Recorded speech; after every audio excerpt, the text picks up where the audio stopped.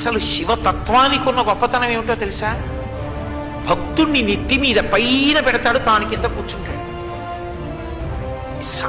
ఆ మహానుభావుడు తిన్నడు, ఆయన భక్తిని తక్కువ చేసి మాట్లాడడానికి వీల్లేదు. అంత గొప్ప భక్తి తత్పరుడు. ఆయన యొక్క భక్తికి పొంగిపోయాడంతే శివుడు. ముచ్చి దొంగదండాలు పెట్టి స్తోత్రాలు చేసి బిల్వదళాలు తీసుకొచ్చి వేసేస్తే పొంగిపోతాడనుకోకూడదు. ఆయన అసుతోషుడు, దానికి పొంగిపోతాడు, కాదంటలేదు నేను. కానీ మనసున్న చోట ఆయన పరవశించిపోతాడు, నెత్తి మీద పెట్టుకుంటాడు. ఆయన ఎంగిలి నీళ్లు నోట్లో పట్టుకొచ్చి లింగం మీద ఉమిశాడు, అభిషేకంగా తీసుకున్నాడు.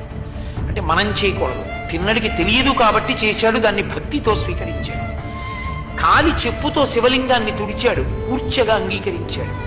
ఎంగిలి మాంసం మొక్క పెట్టాడు, నవ్యోపహారాయతి, మంచి ఆహారం పెట్టామని తినేశాడు. ఇంత పరవశి